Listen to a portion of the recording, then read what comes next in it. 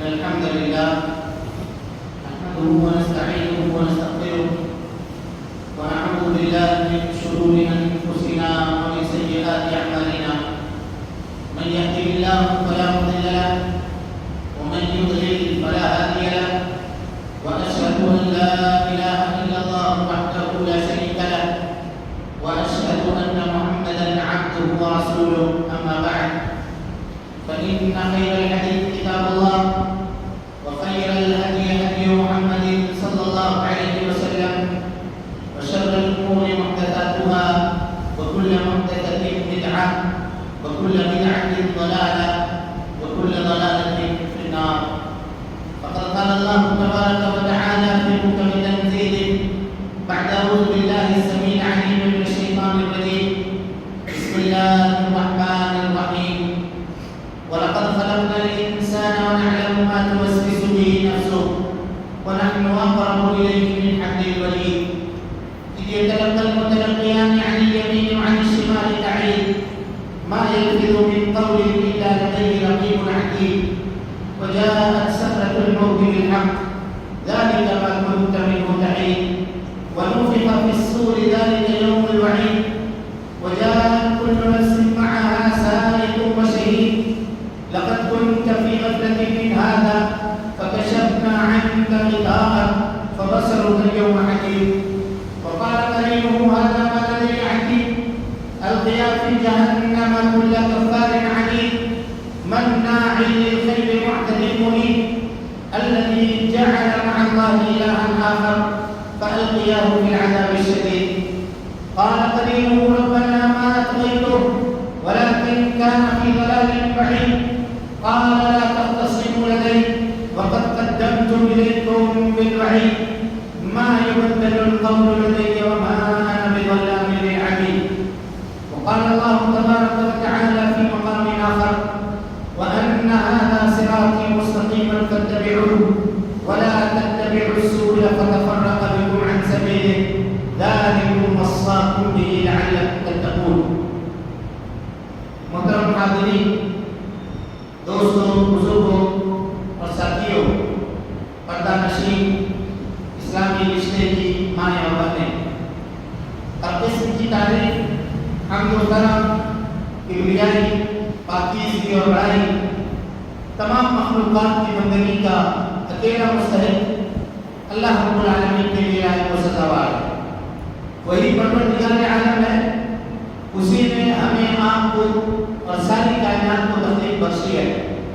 اللہ رب العالمین کی بادشاہت سے دنیا کا کوئی کونا بھی الگ نہیں۔ اللہ رب العالمین اکیلا ہے اور تنہا ساری دنیا کی نگرانی ہر آن، ہر لمحہ اور ہر گھڑی فرما رہا ہے۔ اللہ رب العالمین کا احسان عظیم ہے کہ اس نے ہمیں اور آپ کو مسلمان بنایا، اسلام جیسے عظیم دولت سے مالا مال فرمایا۔ اللہ رب العالمین نے اپنے پیغام کو، اپنی تعلیم کو ساری انسانیت کے لیے عام فرمایا ہے اور اس کام کو پائے تکمیل تک پہنچانے کے لیے ہر دور میں انبیاء کرام کو دنیا کے اندر بھیجنے کا سلسلہ بھی جاری فرمایا تھا۔ آخری نبی آخری پیغام دے کر، آخری قانون اور آخری شریعت لے کر اس دنیا کے اندر تشریف لائے اور اس آخری نبی نے جس طرح سے اللہ رب العالمین کے دیے ہوئے آخری پیغام کو پایا تھا، ہو بہو ایسا ہی بغیر کسی کمی اور بیشی کے انسانیت کے سامنے پیش کرنا ہے۔ اور اس سے بھی آگے بڑھ کر کے آپ صلی اللہ علیہ وسلم نے اپنی نبوت کی 23 سالہ زندگی میں رات اور دن کی گھڑیوں کے اندر اللہ رب العالمین کے دیے ہوئے آخری پیغام کو عملی طور پر رکھ کر سارے جہان والوں کے لیے قیامت تک کے لیے بطور نمونہ چھوڑ دیا۔ درود و سلام ہو اشرف المخلوقات میں سب سے افضل، قیامت کے دن کے سردار جناب محمد رسول اللہ صلی اللہ علیہ وسلم پر۔ اللہم صلی علی محمد وعلی آل محمد کما صلیت علی ابراہیم وعلی آل ابراہیم انک حمید مجید۔ اللہم بارک علی محمد وعلی آل محمد کما بارکت علی ابراہیم وعلی آل ابراہیم انک حمید مجید۔ محترم حاضرین، دوستوں، بزرگوں اور ساتھیوں، پردہ نشین خواتین اسلام، اللہ کے فضل اور اس کے توفیق سے انشاءاللہ آج کے اس خطبہ جمعہ میں منہج سلف اور اس کی اہمیت کیا ہے، اس کی ضرورت کیا ہے، اس کے تعلق سے مختصر سے وقت میں چند باتیں آپ کے سامنے رکھنے کی میں کوشش کروں گا۔ اللہ رب العالمین سے اس دعا کے ساتھ کہ اللہ تعالیٰ ہمیں کہنے سے زیادہ اور آپ کو سننے سے زیادہ ہم دونوں کو اس کے اوپر عمل کی توفیق نصیب فرمائے۔ محترم حاضرین، منہج کہتے کس کو ہے، اس تعلق سے پہلے تھوڑی سی گفتگو اب سمجھ لیں تاکہ موضوع کو سمجھنے میں آسانی ہو۔ المنہج والمنہاج، یہ دو لفظ آتا ہے، منہج اور منہاج۔ کہتے ہیں الطریق الواضح البین، ایک ایسا راستہ جو بالکل واضح ہو، بالکل روشن ہو، اور اس میں کسی طرح کا ایج پیج، کہیں پر کوئی ٹرننگ، کوئی گھماؤ، کوئی بڑھاؤ، کوئی کھال، کوئی دل، کچھ بھی نہ ہو، ایک دم اسٹیٹ پہ سیدھے راستے کو کیا کہتے ہیں، منہج۔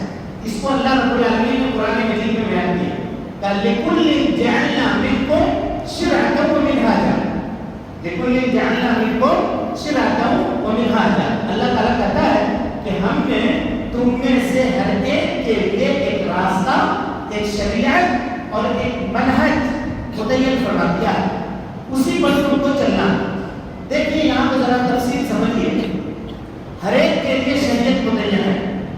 حضرت موسیٰ کی شریعت اور تھی، حضرت عیسیٰ کی شریعت اور تھی، حضرت نوح کی شریعت اور تھی، انبیاء دیگر جو گزرے ہیں محمد صلی اللہ علیہ وسلم سے قبل، ان کی شریعتیں مختلف تھیں، احکام الگ الگ تھے۔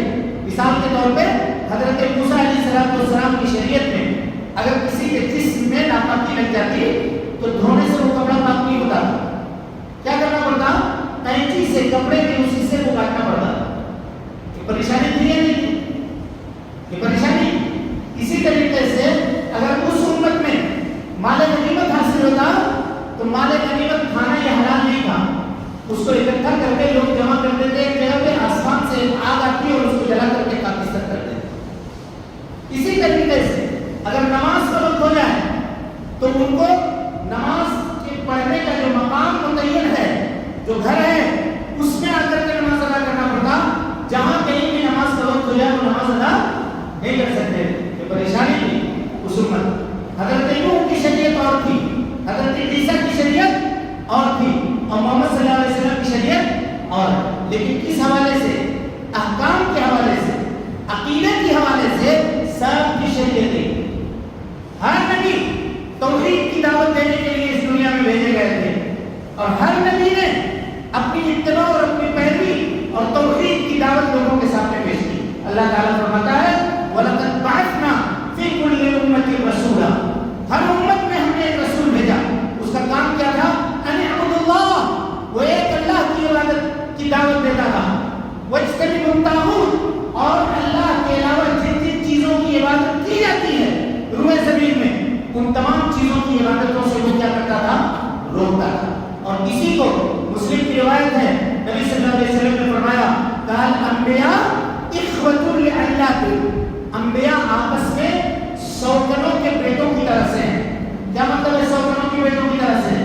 یعنی سوکن کئی ایک ہوتے ہیں، باپ سب کا کون ہوتا ہے، ایک ہوتا ہے، اسی کو کہا انبیاء اخوۃ لعلات امہاتہم شتیٰ، ان کی مائیں مختلف ہیں، ودینہم واحد، لیکن ان کا دین کیا ہے، ایک ہے۔ ہر نبی اپنے زمانے میں توحید کی دعوت دیتے تھے، اور ہر نبی اپنے زمانے میں واجب الاتباع ہوا کرتے تھے، ان کی اتباع اور ان کی پیروی۔ تو پتہ کیا چلا، توحید کے حوالے سے تمام انبیاء کی شریعت متفق ہے، لیکن احکام جو ہیں، مسائل جو ہیں، اس کے حوالے سے عیسیٰ کی شریعت اور تھی، حضرت موسیٰ کی شریعت اور تھی، اور ہمارے اور آپ کے نبی جناب محمد رسول اللہ صلی اللہ علیہ وسلم کی شریعت کچھ اور ہے۔ اتنی بات سمجھ گئے؟ اس کو کہتے ہیں منہج۔ اب اس کے بعد آئیے سلف کس کو کہتے ہیں، دو ٹکڑا ہے نا موضوع کا، منہج، سلف، اہمیت، ضرورت۔ تو منہج کی بات ہو گئی، منہج مانے راستہ، ایسا راستہ جس میں کوئی بیچ ایچ نہ ہو، اور وہ راستہ کون متعین کرے گا، یہ ایک اہم سوال ہے. کیا ہم خود سے متعین کریں گے یہ راستہ چلنا ہے؟ یہ ہم خود سے متعین کریں گے؟ دیکھیے اللہ کی عبادت کے لیے بنیادی شرط یہ ہے کہ اللہ اس کام سے راضی ہو. ہے کہ نہیں؟ یہ بنیادی شرط ہے. اللہ ہمارے اس کام سے راضی ہے یہ ہم کو کیسے پتا چلے گا؟ کیسے پتا چلے گا؟ آج لوگ یہ کہتے ہیں کہ یہ خیر کا کام ہے. چلو اس زمانے میں نہیں کیا گیا, آج ہم کر رہے ہیں. نیکی کا کام ہے, تم نیکی کے کام سے کیوں روکتے ہو؟ بھلائی کے کام سے کیوں منع کرتے ہو؟ بھائی کوئی آدمی انتقال کر گیا, 40 دن کے بعد اگر ہم 20 مسکین کو اپنے گھر بلا کے کھانا کھلاتے ہیں تو اس میں غلط کیا ہے؟ اس کو کیوں روکتے ہو؟ تم کیوں منع کرتے ہو؟ بھائی ہم اس لیے منع کرتے ہیں کہ تم یہ عبادت سمجھ کے کر رہے ہو, اور اگر یہ عبادت ہے تو رضا الہی کے لیے ہونی چاہیے, اور اس سے اللہ راضی ہوتا ہے. ہم کو یہ پتا ہونا چاہیے. یہ پتا کیسے چلے گا؟ یہ پتا چلے گا کہ محمد رسول اللہ صلی اللہ علیہ وسلم نے اس کام کو کیا ہو, تب تو پتا چلے گا.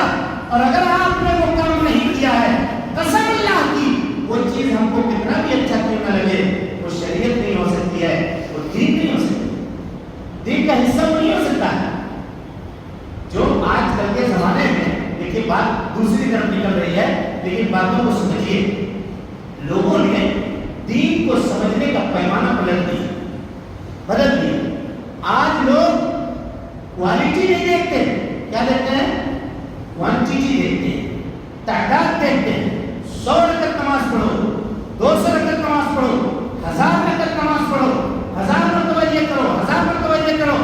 یہ بات ہے ٹھیک ہے, عبادت کے حد تک وہ معاملہ صحیح ہے, لیکن کیا اللہ کے نبی صلی اللہ علیہ وسلم نے یہ کیا یا نہیں کیا؟ یہ دیکھنا ضروری ہے. اگر آپ نے یہ نہیں دیکھا تو سمجھیے کہ آپ نبی صلی اللہ علیہ وسلم کے منہج کے اوپر چلنے والے نہیں ہیں. ابھی مثالوں سے ان باتوں کو ہم آپ کے سامنے واضح کریں. سلف کس کو کہتے ہیں؟ سلف کہتے ہیں پچھلے زمانے کے گزرے ہوئے لوگ, پچھلے زمانے کے گزرے ہوئے لوگ. ابھی ایک مثال میں آپ کو دے رہا ہوں. اس جمعہ کو میں آپ کے یہاں خطبہ دینے آیا ہوں. مجھ سے پچھلے جمعہ جو مقرر یہاں آ کے خطبہ دے چکے ہیں وہ ہمارے لیے کیا ہوئے؟ سلف ہوئے. گزرتے ہو, گزر گئے, وہ ہمارے لیے کیا ہوئے؟ سلف ہوئے. سلف کے معنی ما مضى وتقدم, جو گزر گیا اور آگے چلا گیا, اسی کو سلف کہتے ہیں. اسی لیے حضرت حسن بصری جب کسی چھوٹے بچے کے جنازے میں جاتے تھے تو آپ یہ دعا پڑھتے تھے, اللہم اجعلہ لنا سلفا وفرطا, اے اللہ رب العالمین اس کو ہمارے لیے آگے جانے والا بنا دے, آگے جانے والا بنا دے. یعنی ماں باپ سے پہلے جانے والا ہے یہ, اور ماں باپ کا استقبال انشاءاللہ قیامت کے دن وہ چھوٹا بچہ جو انتقال کر گیا ہے وہ کرے گا. حدیثیں اس سلسلے میں موجود. تو یہاں سلف کا معنی کیا ہوا؟ جو آگے چلا گیا. اب اگر ہم آپ سے یہ پوچھیں کہ اس امت کے سلف کون ہوئے, کیا جواب دیجیے گا؟ کون سلف ہوا اس امت کا؟ تو آپ کا جواب یہ ہوگا کہ 1 نمبر پہ جناب محمد رسول اللہ صلی اللہ علیہ وسلم. یہ کیا ہوئے؟ سلف ہوئے. اور محمد صلی اللہ علیہ وسلم کے بعد کون ہوئے سلف؟ صحابہ کرام رضوان اللہ علیہم اجمعین. اور ان کے بعد کون لوگ ہوئے؟ کون لوگ ہوئے ان کے بعد؟ تابعین, جنہوں نے صحابہ سے علم سیکھا تھا. اور ان کے بعد کون لوگ ہوئے؟ تابع تابعین ہوئے. اور قیامت تک جو ان کے راستے کے اوپر چلنے والے لوگ ہوئے وہ سب کے سب کیا ہوئے؟ سلف ہوئے. اسی کو اللہ نے قرآن مجید کے اندر بیان کیا, والسابقون الاولون من المہاجرین والانصار. دیکھیے کتنی خوبصورت آیت ہے. والسابقون الاولون, جو اسلام میں سبقت کرنے والے لوگ ہیں. یہ کون لوگ ہیں؟ صلح حدیبیہ سے پہلے جو لوگ اسلام میں داخل ہو گئے تھے یہ وہ لوگ ہیں. والسابقون الاولون من المہاجرین والانصار, چاہے ان کا تعلق مہاجرین سے ہو یا انصار سے ہو. اور اس کے بعد کیا کہا؟ والذین اتبعوہم بإحسان, اور جن لوگوں نے احسان کے ساتھ خوش اسلوبی کے ساتھ ان کی پیروی کی وہ سب لوگ رضی اللہ عنہم ورضوا عنہ, اللہ جن سے راضی ہوا یہ اللہ سے راضی. اور اسی کی جانب اشارہ کر کے اللہ کے نبی صلی اللہ علیہ وسلم نے کہا تھا خیر القرون قرنی. لوگوں یہ جان لو سب سے بہترین زمانہ کس کا زمانہ ہے؟ میرا زمانہ. سب سے بہترین زمانہ مصطفیٰ صلی اللہ علیہ وسلم کا زمانہ کیوں ہے؟ اس لیے کہ اس زمانے میں قرآن مجید نازل ہوا. یہ وہ لوگ تھے جن کو اللہ رب العالمین نے اسلام کے اولین دستے کے لیے منتخب فرمایا تھا. اللہ اکبر. اس حدیث کو اٹھائیے.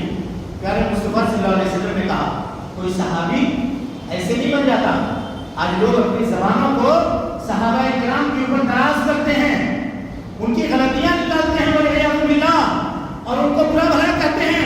ان کو ڈرنا چاہیے کیونکہ یہ وہ لوگ ہیں جو اللہ کے چنندہ ہیں, اللہ کے سلیکٹڈ لوگ ہیں.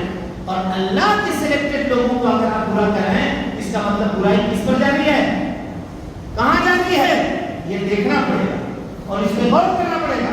اسی لیے پیارے مصطفیٰ صلی اللہ علیہ وسلم کی حدیث دیکھیے, زبردست حدیث ہے. آپ نے کیا کہا کہ لوگوں, اللہ نے عرب کے قبائل کو دیکھا, قبیلوں میں قریش کے قبیلے کو آپ نے منتخب فرمایا, رب العالمین نے منتخب فرمایا. دیکھیں کیسے انتخاب ہو رہا ہے. اور قریش کے قبیلے میں سے بنو ہاشم کو چنا گیا, اور بنو ہاشم سے وَاصْطَفَانِي مِن بَنِي ہاشم, کہ اللہ رب العالمین نے مجھ کو بنو ہاشم سے چنا, مجھ کو بنو ہاشم سے چنا. ابن قیم کہتے ہیں کہ جس طرح سے پیارے مصطفیٰ صلی اللہ علیہ وسلم کو اللہ رب العالمین نے عرب کے مختلف قبائل سے منتخب کیا, اسی طرح سے نبی صلی اللہ علیہ وسلم کی رفاقت کے لیے, نبی صلی اللہ علیہ وسلم کے ساتھ رہنے کے لیے, آپ کے ساتھ اٹھنے بیٹھنے کے لیے اللہ رب العالمین نے جن لوگوں کو منتخب کیا, یہ سارے لوگ موجود ہیں. سمجھ میں آئی بات؟ اب اگر کوئی آدمی یہ کہے اللہ اکبر, کہا اللہ نے دیکھی کوئی معاملہ چھوڑا نہیں, کہا رضی اللہ عنہم, اللہ ان سے راضی ہوا, اتنا کہہ دینے سے معاملہ مکمل تھا یا نہیں تھا, مکمل تھا یا نہیں تھا, اللہ ان سے راضی ہوا, یہ سند کافی تھی ان کے لیے. کہا نہیں کوئی مسئلہ ہم چھوڑنے والے نہیں ہیں. اللہ نے کہا وَرَضُوا عَنْهُ, اور یہ اللہ سے راضی ہو, یہ اللہ سے راضی ہو گئے. کوئی آدمی یہ نہ کہے کہ نہیں ہو سکتا ہے اس میں کوئی ہو سکتا ہے اس میں کوئی ہو, یہ شبہات پیدا کرنے کا حق کسی کو بھی حاصل نہیں ہے.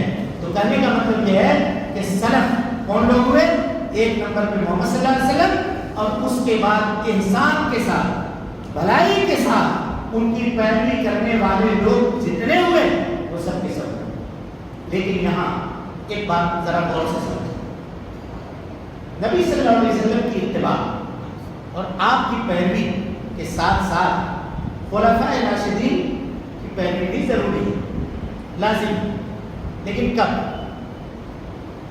کیا اللہ اور اس کے رسول کے یا رسول کے بعد کے مخالف کسی خلیفہ کا قول ہو تو نبی کی بات لی جائے گی یا خلیفہ کی قول کو لیا جائے گا, کس کی بات کو لی جائے گی؟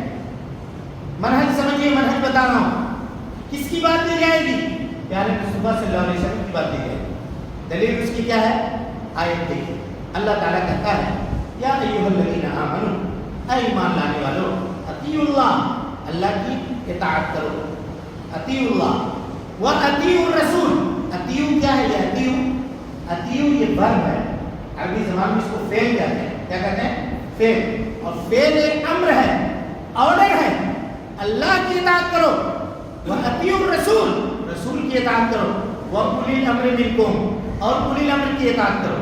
دیکھیے اللہ کی اطاعت کے ساتھ لفظ اطیعوا بھرب لایا, رسول کی اطاعت کے ساتھ لفظ اطیعوا بھرب لایا, لیکن اولی الامر کی اطاعت کے ساتھ لفظ اطیعوا نہیں آیا, واو کے ذریعے اس کو بیان کیا. آیت سمجھیے, یا ایھا الذین آمنوا اطیعوا اللہ واطیعوا الرسول واولی الامر منکم, واطیعوا اولی الامر منکم نے کہا, واولی الامر منکم. اس میں کیا راز ہے؟ کیا راز ہے؟ ابن عثیمین کہتے ہیں اس میں راز ہے, یہ ہے کہ اللہ کی اطاعت میں کوئی کنڈیشن نہیں ہے. اللہ کی بات آ گئی, چاہے بات سمجھ میں آئے یا نہ آئے, چاہے مفید مطلب ہو کہ نہ ہو, ماننا پڑے گا. اس میں کوئی کنڈیشن نہیں چلے گا. نہیں مانیں گے تو ایمان سے خارج ہے کہ نہیں, عقیدہ ہے نہیں ہم سب کا. اسی طریقے سے اگر رسول کی بات آ گئی, چاہے وہ بات ہمارے مفاد کے مطابق ہو یا نہ ہو, ہماری عقل کو اپیل کر رہی ہو یا نہ کر رہی ہو.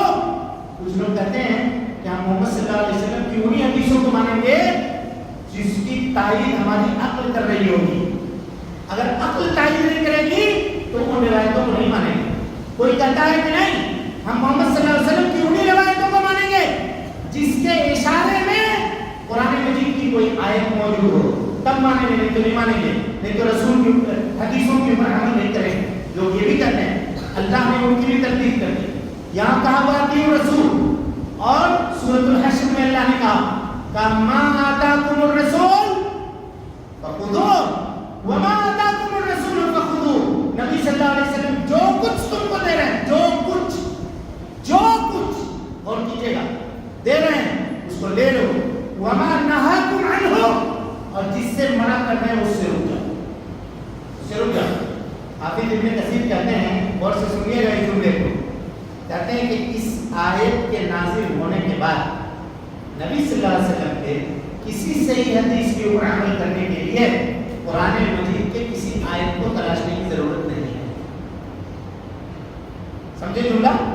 قرآن مجید کے کسی آیت کو تلاشنے کی ضرورت نہیں. اب آپ فیصلہ کیجئے, جب حدیث رسول پہ عمل کرنے کے لیے قرآن کی کسی آیت کو تلاشنے کی ضرورت نہیں ہے, تو کیا حدیث رسول پہ عمل کرنے کے لیے عقل کی ضرورت ہے؟ کہ ہمارے عقل کو عقل ہے, یا کسی مولوی کے فتوے کی ضرورت ہے, کسی مفتی کے قول کی ضرورت ہے, کسی امام کے فقہ کی ضرورت ہے, کسی کے تائید کی ضرورت ہے؟ بتائیے, ہے ضرورت کسی کی تائید؟ حدیث مستقل شریعت ہے, وہ اپنے حجیت میں, اپنے اس بات میں قرآن مجید کی آیتوں کا بھی محتاج نہیں. اللہ اکبر. ورنہ آپ اٹھا کر کے دیکھیں, گھریلو گدھا, اس کا گوشت کھانا حرام ہے نہیں؟ حرام ہے. قرآن میں آپ کو کہیں نہیں ملے گا, قرآن میں آپ کو کہیں نہیں ملے گا. لیکن اللہ کے نبی جناب محمد رسول اللہ صلی اللہ علیہ وسلم نے کہا حرمت علیکم لحوم حمر الاہلیہ, گھریلو گدھا کے جانور کے, گھریلو گدھا کے گوشت کو کیا کیا گیا؟ تمہارے اوپر حرام کیا. مجھ سے رک گئے, ہم اس سے بچ گئے. ہم نے کہا کہ جہاں اللہ نے حرام چیزوں کی فہرست بیان کی ہے, وہاں یہ فہرست اللہ نے کیوں نہیں بیان کی؟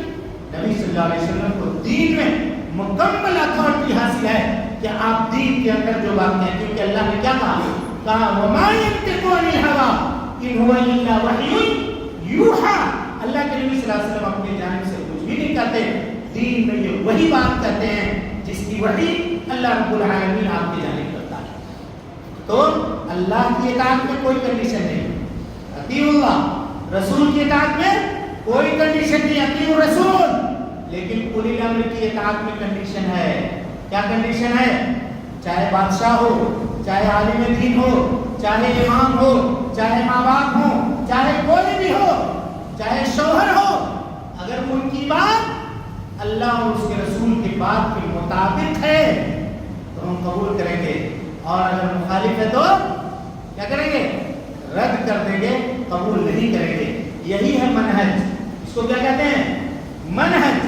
یہی ہے طریقہ صحابہ کرام رضوان اللہ علیہم اجمعین کا طریقہ, اور جس کے بارے میں اللہ رب العالمین نے فرمایا, کیا کہا دیکھیے, کہا فَإِنْ آمَنُوا بِمِثْلِ مَا آمَنْتُمْ بِهِ. لوگوں یہ جان لو, اگر تمہارا ایمان, یہود و نصارہ کو خطاب ہے, کہ اگر تمہارا ایمان صحابہ کرام کے ایمان کی طرح ہوا, بِمِثْلِ مَا آمَنْتُمْ, تم یہ زمین کس کی طرف ہے؟ صحابہ کرام کی طرف ہے. کہا کہ صحابہ کی طرح اگر تمہارا ایمان ہوا فقط اهتدوا, تو تم ہدایت یافتہ ہو. اور اگر نہیں فَإِن تَوَلَّوْا, اگر اس سے تم اعراض کرو گے, پیٹ پھیرو گے, تو یہ جان لو کہ کامیابی تم کو ملنے والی نہیں ہے. ایک اور جگہ پہ اللہ نے فرمایا وَمَن يُشَاقِقِ الرَّسُولَ مِن بَعْدِ مَا تَبَيَّنَ لَهُ الْهُدَىٰ وَيَتَّبِعْ غَيْرَ سَبِيلِ الْمُؤْمِنِينَ نُوَلِّهِ مَا تَوَلَّىٰ وَنُصْلِهِ جَهَنَّمَ وَسَاءَتْ مَصِيرًا. جو اللہ اور اس کے رسول کی نافرمانی کرے, وَمَن يُشَاقِقِ الرَّسُولَ, جو رسول کی نافرمانی کرے, وَيَتَّبِعْ غَيْرَ سَبِيلِ الْمُؤْمِنِينَ, اور مومنین کے راستوں کے علاوہ راستے کی پیروی کرے. یہاں مومنین سے مراد کون لوگ ہیں؟ صحابہ کرام رضوان اللہ علیہم اجمعین ہیں. ان کے راستوں کے علاوہ راستے کی پیروی کرے, نُوَلِّهِ مَا تَوَلَّىٰ, وہ جدھر منہ پھیرے گا ہم اس کو ادھر گھما دیں گے, لیکن سزا کیا دیں گے؟ وَنُصْلِهِ جَهَنَّمَ, قیامت میں ہم اس کو جہنم رسید کریں گے. وَسَاءَتْ مَصِيرًا, اور یہ بہت برا ٹھکانہ ہے رہنے کے اعتبار سے اور زندگی گزارنے کے اعتبار سے. لہذا میرے بھائیو, نبی کی اتباع اور پیروی میں کیا ہے؟ نجات. اور نبی کی اتباع سے ہٹنے میں کیا ہے؟ ہلاکت ہے، بربادی ہے، جہنم کی وعید ہے. لہذا جناب محمد رسول اللہ صلی اللہ علیہ وسلم کی شریعت کو ہم کو اور آپ کو فالو کرنا چاہیے اس منہج کے اوپر جس منہج کے اوپر صحابہ کرام نے اس کو فالو کیا ہے. اب اس کی ایک مثال لیجیے. اللہ کے نبی جناب محمد رسول اللہ صلی اللہ علیہ وسلم نے ایک بات کہی اور خلیفہ راشد میں سے کسی ایک نے کوئی بات کی. یہ دونوں باتیں صحابہ کے سامنے پیش کی گئی. صحابہ نے کس کو قبول کیا؟ صحابہ نے کس کو قبول کیا؟ غور کیجیے. ایک مثال اس کی دے کر کے بات کو آگے بڑھائیں. حضرت عبداللہ بن عمر ہیں، عمر بن خطاب رضی اللہ عنہ کے صاحبزادے عبداللہ بن عمر. ان سے آ کر کے ایک صاحب نے کہا کہ آپ کے ابو یعنی عمر بن خطاب خلیفہ راشد دوم یہ لوگوں کو حج تمتع سے منع کرتا ہے، روکتے ہیں حج تمتع سے. وہ یہ تھا کہ پہلے زمانے میں مکہ جانے کی سہولت ایسی نہیں تھی جو آج کل کے زمانے میں ہے. لوگ اونٹوں کے اوپر سفر کر کے جایا کرتے تھے، گھوڑوں کے اوپر سفر کر کے جاتے تھے. ہندوستان سے لوگ پانی جہاز پہ جایا کرتے تھے. 2 مہینہ 3 مہینہ ان کی کوئی خبر تک نہیں حاصل ہوتی. یہ زمانہ آپ لوگوں نے دیکھا ہوگا، جو سینئر لوگ ہیں. ہم لوگوں نے تو نہیں دیکھا ہے لیکن ہم سے جو لوگ سینئر یہاں ہیں موجود ان لوگوں نے دیکھا ہوگا. بہرحال اب کچھ لوگ گئے بھی ہوں گے پانی جہاز سے.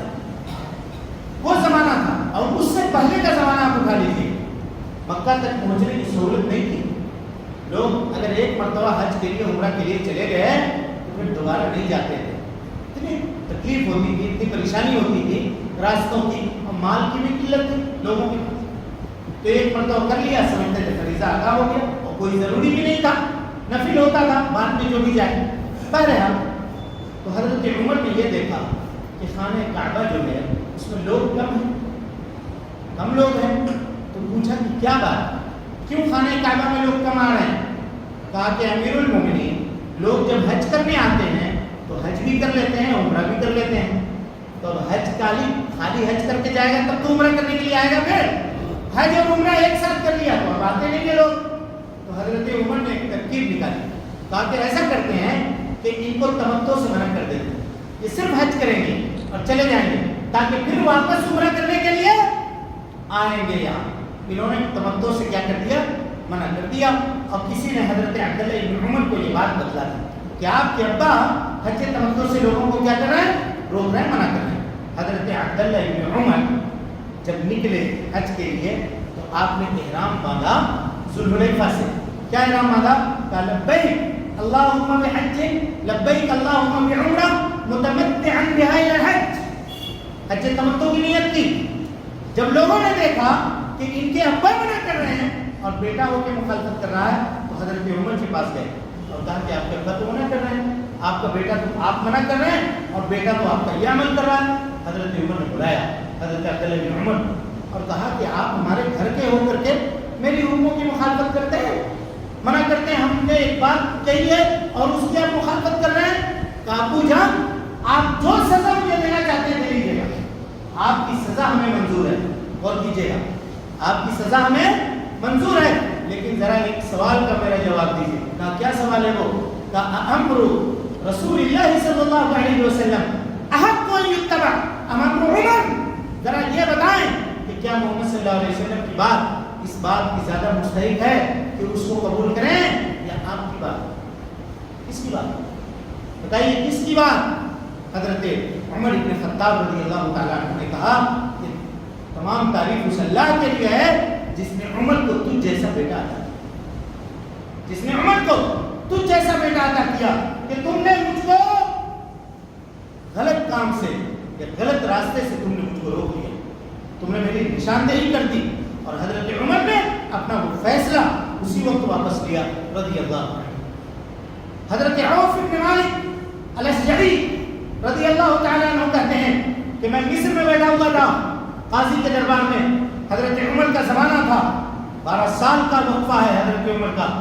نبی صلی اللہ علیہ وسلم نے متعین کیا ہے یہ جو 5 انگلیاں ہیں نا ایک ہاتھ کی، دونوں ہاتھ میں ملا کر کے 10 انگلی کہا کوئی آدمی اگر کسی کا ناحق ایک انگلی کاٹ دے تو ایک انگلی کے کٹنے کے اوپر 10 اونٹ کی کا جرمانہ دینا پڑے گا. کتنا؟ 10 اونٹ. پورے جسم کا کتنا ہے؟ قتل کر دے تو 100 اونٹ. اور جس میں یہ 10 ہے تو کتنا؟ ایک کا 10 اونٹ. تب میں 100 کی گنتی پوری ہوگی. ہر وہ چیز دیکھیں قاعدہ سمجھیے, ہر وہ چیز جو جس میں ایک ہے اگر اس کو کوئی نقصان پہنچائے تو پوری دیت لگے. مثال کے طور پہ کوئی کسی کا ناک کاٹ, کتنی دیت لگے گی؟ 100. کتنی؟ 100, کیونکہ جس میں صرف ناک ایک ہی ہے.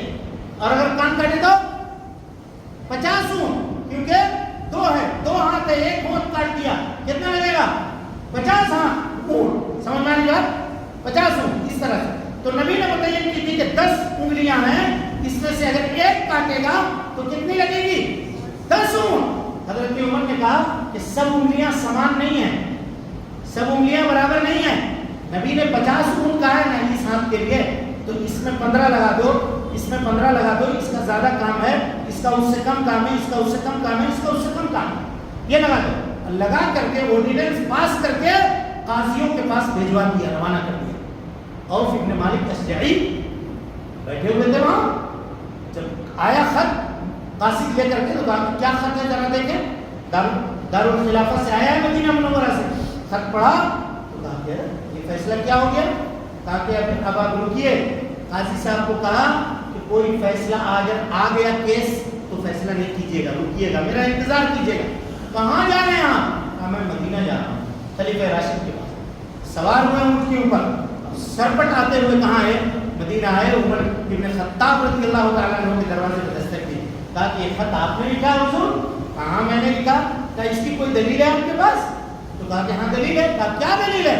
کہا دلیل یہ ہے کہ اس انگلی کی کام الگ ہے, اس انگلی کا کام الگ ہے, جس کا جو امپورٹنس ہے اس حیثیت سے ہم نے قیمت متعین کیا ہے. کہا یہ دلیل نہیں ہے, یہ آپ کی سمجھ ہے, یہ آپ کی سمجھ ہے, دلیل دیجئے, حدیث رسول پیش کیجئے. کہا حدیث رسول تو نہیں ہے, لیکن تم جو مصر سے آ گئے یہاں تو کیا تمہارے پاس دلیل ہے؟ ہاں میرے پاس دلیل ہے. اسی مسجد میں پیارے مصطفیٰ صلی اللہ علیہ وسلم کے ساتھ میں بیٹھا ہوا تھا اور آپ نے کہا تھا الاصابع فی الدیۃ سوا, انگلیاں دیت میں برابر برابر ہیں, کوئی کسی کو فوقیت حاصل نہیں ہوگی. حضرت عمر اسی وقت کاتب کو بلواتے ہیں اور کہتے ہیں کہ اسی خط پہ لکھو عمر کا فیصلہ غلط ہے, محمد رسول اللہ صلی اللہ علیہ وسلم کی حدیث اس لائق ہے کہ اس کو قبول کیا ہے, اس کو قبول کیا. دیکھ رہے ہیں آپ, آج لوگ اپنے اماموں کے مسلک کو ثابت کرنے کے لیے حدیثوں کی بلی چڑھا دیتے ہیں اور اس کو قربان کر دیتے ہیں. میرے بھائیوں یہ منہج نہیں ہے, یہ منہج نہیں ہے. اور منہج سے ہمارے نوجوانوں کو ہٹانے کے لیے صحابہ کرام رضوان اللہ علیہم اجمعین کی شخصیتوں کو ڈیمیج کرتے ہیں. کوئی حضرت معاویہ کے خلاف بولتا ہے, کوئی خلیفہ راشد کے خلاف, کوئی کسی کے خلاف. کا کیوں؟ اس لیے کہ یہی وہ روک ہیں جو ہم کو صحیح دین کی تعلیم دینے والے ہیں. انہی کا فہم ہے جن کے سامنے قرآن مجید نازل ہوا. آپ جانیے گا انہوں نے اسلام کے چشمے سے پانی وہاں سے پیا تھا جہاں سے وہ چشمہ پھوٹا تھا, جہاں سے وہ چشمہ پھوٹا تھا. وہ اس وقت پانی گدلا نہیں ہوا تھا, وہ پانی صاف تھا. اور انہوں نے پیارے مصطفیٰ صلی اللہ علیہ وسلم کی رفاقت دیکھی تھی. ان کے حرکت و سکنات پر جبرائیل امین اترا کرتے تھے.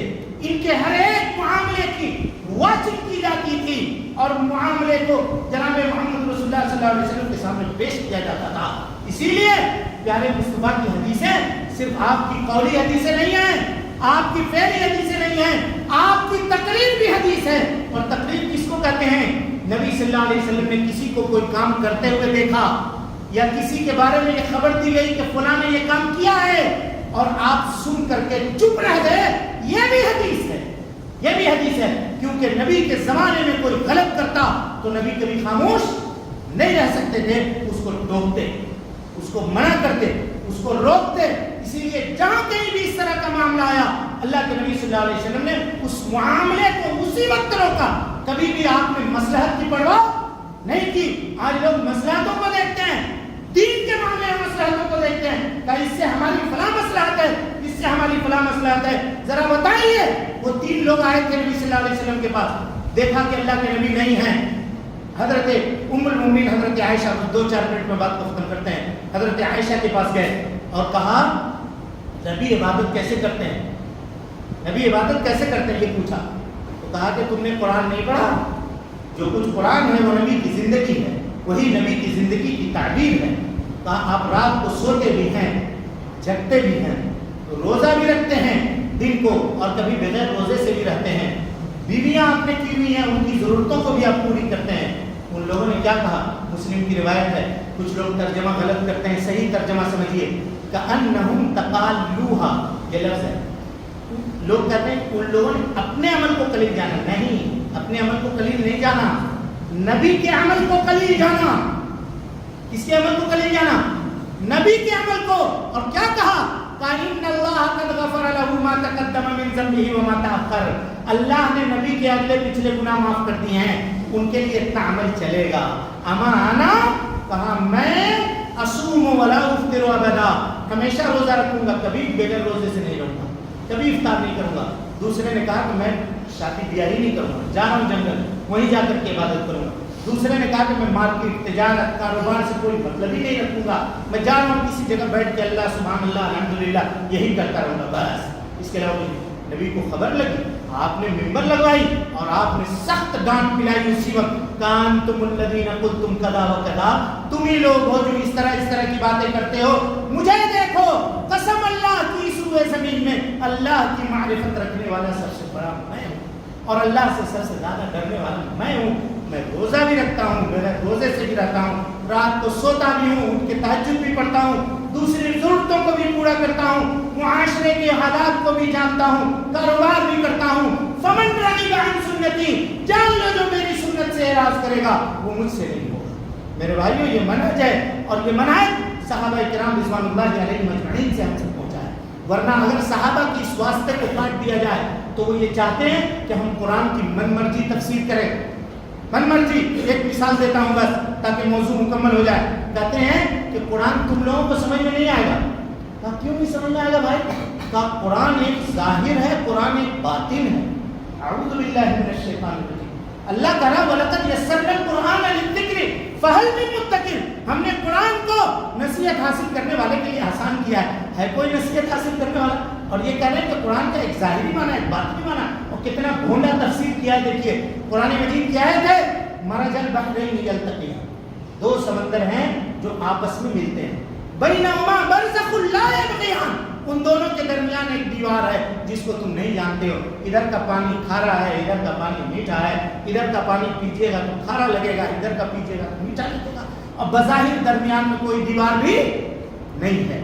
کیا تفسیر کیا اس کی تفسیر کیا کہ مرج البحرین یلتقیان، اس سے مراد حضرت فاطمہ اور حضرت علی. اعوذ باللہ من الشیطان الرجیم. یہ تفسیر آپ کو سمجھ میں آئی؟ اب ہم کہیں گے کہ صحابہ نے تفسیر ایسے نہیں کی ہے تو کہیں گے کہ صحابہ تو قابل اعتبار نہیں ہے، وہ تو قابل اعتبار نہیں ہو رہی ہے. باللہ اگر وہ قابل اعتبار نہیں ہے تو تو قابل اعتبار ہے؟ ذرا یہ بتاؤ 1400 سال کے بعد تم کو قرآن سمجھ میں آیا جو اس زمانے کے صحابہ کو نہیں سمجھ میں آیا. تم کیا کہنا چاہتے ہو؟ اپنی انارکی اور اپنی خواہشات نفسانی کو فروخت کرنا چاہتے ہو؟ اگر دین صحابہ نے نہیں سمجھا تو قسم اللہ کی روئے زمین کے اوپر دین کسی نے نہیں سمجھا جنہوں نے نبی سے سیکھا. اور اگر ہم یہ کہیں گے کہ صحابہ کو دین سمجھ میں نہیں آیا تو یہ ڈائریکٹ ہم ہٹ کریں گے جناب محمد رسول اللہ صلی اللہ علیہ وسلم والعیاذ باللہ العظیم. اس لیے میرے بھائیوں یہ سمجھنے کی ضرورت ہے کہ مرج البحرین یلتقیان سے مراد کون ہے؟ کہا کہ حضرت فاطمہ اور حضرت علی ہیں، اور اس کے بعد کہا یخرج منہما اللؤلؤ والمرجان، کہا اس سے مراد کیا ہے؟ کہا اس سے مراد حضرت حسن حسین ہے. اعوذ باللہ من الشیطان الرجیم. کہاں یہ تفسیر لکھی؟ اسی طرح سے اپنی من موجی تفسیر کر کے وہ یہ چاہتے ہیں کہ ہم منہج کو، اسی لیے ان کو منہج سے چڑھے کہ اپنے عقل کو یہ نافذ نہیں کر سکتے. وقت چونکہ ختم ہوا، ورنہ یہ مثالیں میں آپ کے سامنے واضح کرتا اور رکھتا تاکہ ان لوگوں نے دین اسلام پہ منہج سلف کو کنڈم کرنے کے لیے کیا کیا دھما چوپڑی مچائی ہے، اور اسٹیج سجا کر کے اپنی باتیں سوشل میڈیا اور دوسری چیزوں سے پیش کر کے کس طرح سے یہ نوجوانوں کو پھانس رہے ہیں. خبردار کتاب و سنت کو لازم پکڑیے. جو اس زمانے میں دین تھا آج کے زمانے میں بھی وہی دین ہو سکتا ہے. نجات کا وہی سفینہ ہے, وہی راستہ ہے جو ہم کو اور آپ کو ہلاکت کے دہانے سے بچا سکتا ہے اور ہم کو اور آپ کو کامیابی کے راستے پر لگا سکتا ہے. ہم اپنے لیے, آپ سب کے لیے دعا کرتے ہیں کہ اللہ تعالی ہم سب کو حسن عمل کی توفیق دے. رب العالمین ہم میں سے جو لوگ بیمار ہیں انہیں شفاء کاملہ عاجلہ نصیب فرما دے. اے اللہ جو پریشان حال ہیں ان کی پریشانیوں کو دور فرما دے. اے اللہ ہم سب کی اصلاح فرما دے. اے اللہ ہم سب کی نیکیوں کو قبول کر لے. اے اللہ ہم سب کے سیئات کو درگزر فرما دے. اے اللہ ہم سب کی مغفرت فرما دے. اے اللہ توحید کے اوپر قائم رہ. اے اللہ جب تک زندہ رکھ, دین اسلام کو زندہ رکھ, اور جب کبھی اٹھا اے اللہ توحید کے اوپر ہمارا خاتمہ فرما. آمین. اقول قولی ھذا واستغفر اللہ لی ولکم ولسائر المسلمین من كل ذنب وخطیئۃ فاستغفروه انه كان للأوابین غفورا.